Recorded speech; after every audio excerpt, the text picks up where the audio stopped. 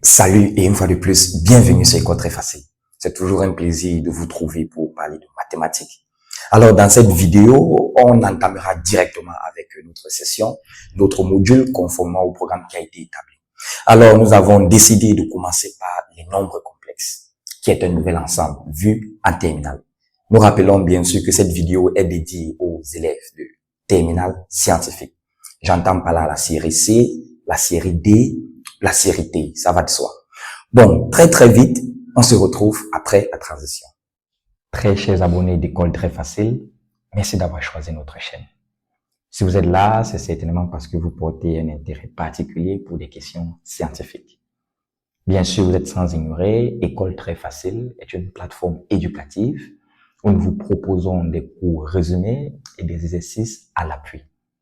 Bien sûr, pour des élèves et étudiants partout dans le monde, dans les disciplines mathématiques, physique, chimie et informatique.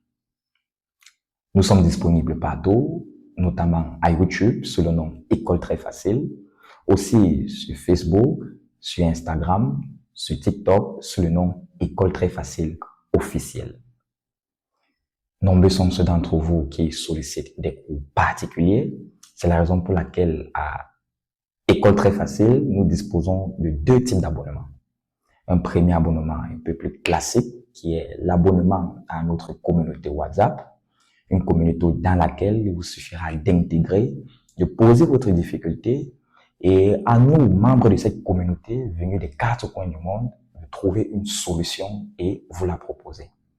Nous avons également un autre type d'abonnement un peu plus spécial qui est l'abonnement à nos groupes VIP, où vous pourrez poser vos difficultés directement à nos enseignants et ils auront le devoir de vous répondre. Bien sûr, il vous suffira de contacter le numéro qui s'affiche au bas de cette vidéo pour vous enquérir des modalités. École très facile, retenir sans comprendre, c'est se mentir. Alors là, les nombres complexes. On commencera bien évidemment par une petite présentation. On dira petite présentation.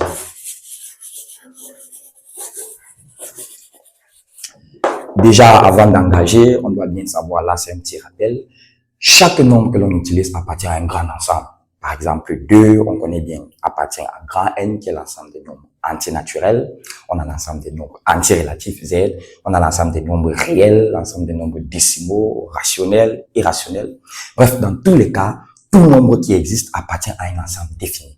Alors, l'ensemble des nombres complexes, puisque les complexes sont aussi des nombres, il y a aussi un ensemble qui désigne ces nombres complexes qu'on appelle grand C. Donc, chaque fois que l'on parlera de complexes, il s'agira de l'ensemble grand C. Ou encore, chaque fois que l'on parlera de l'ensemble grand C, il s'agira des nombres complexes. Alors, par une définition, en présentation, on dira ceci. Un nombre complexe, c'est un nombre repéré Z. C'est vrai que l'on peut repérer comme on veut. On va utiliser la notation petit z, qui est la notation conventionnelle. Un nombre complexe, c'est un nombre Z qui se met sous la forme A plus IB. Bien sûr, on verra bien que A est un réel qu'on connaît bien. On verra que B est un réel et I est un code. On verra bien à quoi renvoie ce I.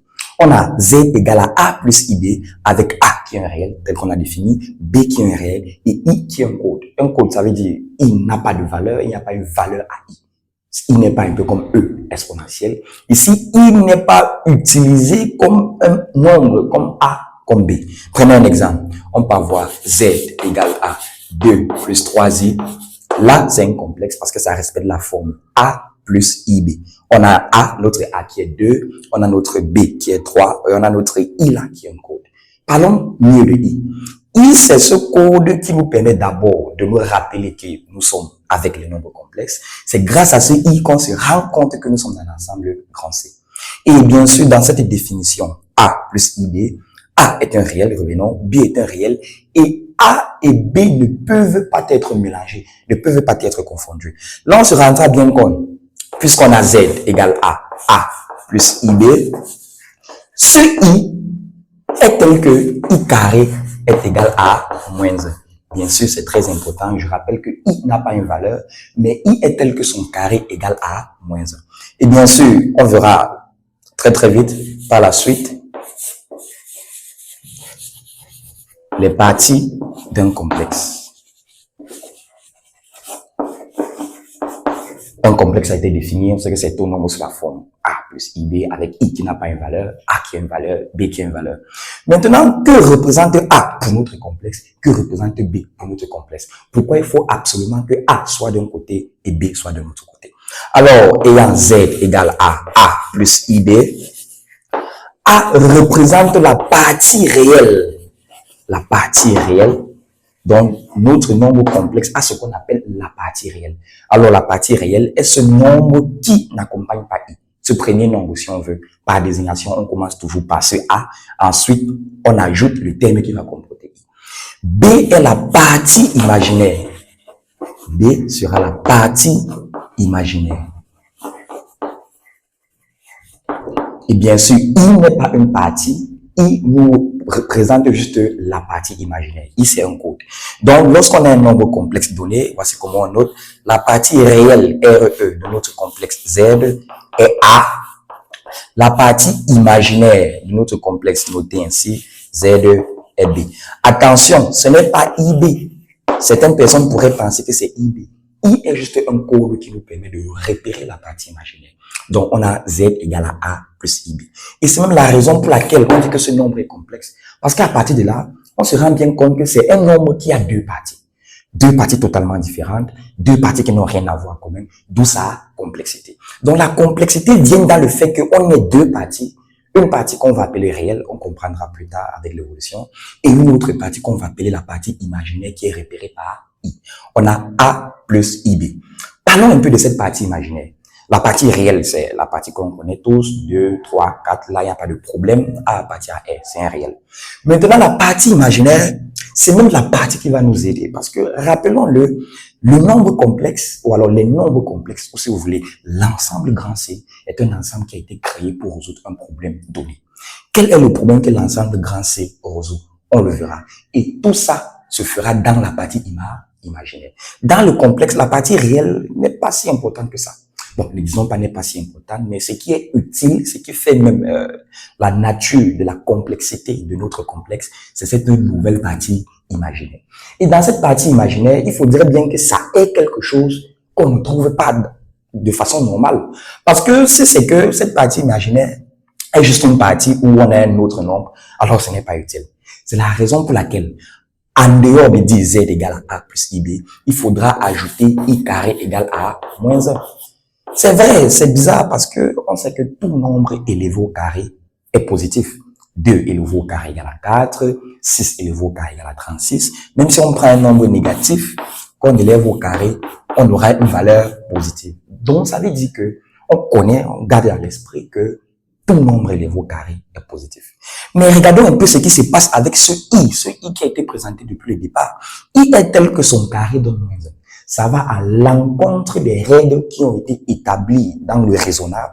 C'est la raison pour laquelle on va dire cette partie où il y a cette égalité qui est déraisonnable sera appelée partie imaginaire. Donc c'est à cause de cette égalité anormale dans le réel qu'on va donc dire que c'est la partie imaginaire. Et il fallait absolument que le carré soit moins 1 pour qu'on puisse exploiter ce nombre complexe. Donc jusqu'ici, on va se limiter là. On va pas entrer dans trop de détails, nous sommes juste dans une petite présentation introductive. On a dans notre complexe Z égale à A plus IB. On a A qui est la partie réelle. On a B qui est la partie imaginaire. On a I qui est un code. I n'a pas une valeur. I ne vaut pas 2, I ne vaut pas 4. I c'est juste quelqu'un qui est là pour dire, ah, il s'agit de complexe. I c'est aussi quelqu'un qui est là tel que I carré donne moins 1.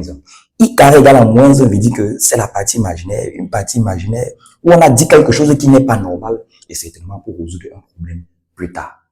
Puisque on ne peut plus accepter ça dans le réel, on a besoin de ça, on va donc créer une nouvelle dimension, on va donc créer une nouvelle partie qu'on va appeler la partie imaginaire.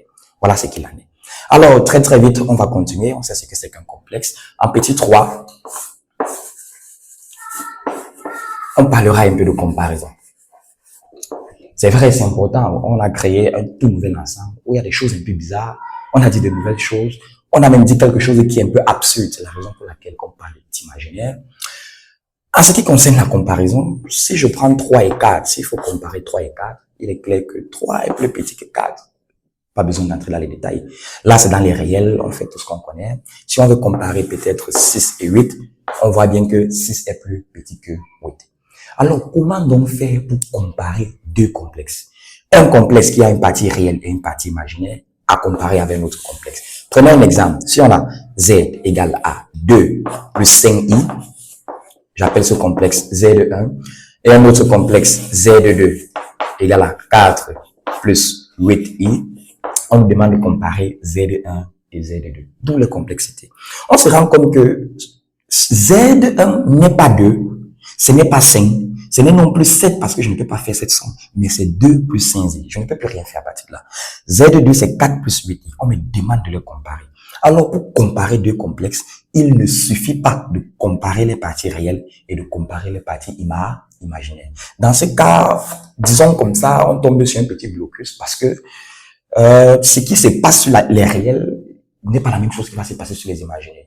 Ou alors, ce qui se passe sur les réels n'a rien à voir avec ce qui se passe sur les imaginaires. Alors, on n'entrera pas dans ce jeu, on ne dira pas si le plus grand complexe est le complexe qui est la plus grande partie réelle et la plus grande partie imaginaire, parce qu'on peut se rendre compte que la partie réelle de celui-ci peut être grand, mais la partie imaginaire de celui-ci est plutôt grande. Donc, ça veut dire que dans leur nature brute, on ne peut pas directement comparer deux complexes. Parce que c'est vrai, il faut qu'on en parle de ça, puisqu'on a créé des nouveaux nombres avec des nouvelles lois et on va voir comment ce qui a été dit va nous aider à résoudre le problème qui a été mentionné. Et la moindre des choses qu'on puisse faire, c'est de pouvoir comparer deux nombres complexes. Donc, lorsqu'on a un Z1 et un Z2, à cette étape brute, on ne peut pas directement les comparer. Et non plus comparer les parties réelles seulement, les parties imaginaires seulement, parce que le complexe ne se résume pas à ces parties. Alors, continuons. C'est la raison pour laquelle la meilleure façon de comparer ou alors d'appréhender la notion de nombre complexe, on va donc créer une quantité qui ne sera plus subdivisée en deux parties. On verra donc que pour chaque complexe, il existe une valeur qui n'a plus deux parties, une valeur réelle qui peut être utilisée pour les comparaisons. Et plus tard, on se rendra compte qu'il s'agit du module. Pour le moment, gardons à l'esprit que la comparaison à l'état brut est un peu complexe. Et enfin, on va finir très très vite en ce petit cadre par un petit vocabulaire. Pour finir, rappelons-le encore, il n'y a pas de mal, c'est pas un problème. Un complexe est Z égale à A plus IB. A peut absolument être n'importe quoi, B peut absolument être n'importe quoi, mais I doit être présent. Parce que grâce à lui, on peut connaître la partie réelle et la partie imaginaire. Maintenant, il pourrait arriver que A donne 0. Puisque A est un réel, pas R étoile, il peut absolument être n'importe quoi. Je prends un exemple. Ça veut dire que notre complexe serait peut-être Z égale à 3I. C'est vrai, on met IB, mais lorsqu'on donne une valeur à B, par présentation, il doit être derrière. Z égale à 3I, ça c'est toujours un complexe. Autrement dit, un complexe total avec une partie réelle qui est 0 et une partie imaginaire qui est devenue 3. Alors, un nombre complexe qui a la partie réelle nulle, où on reste seulement avec la partie imaginaire, on dit que ce complexe particulièrement est un imaginaire pur.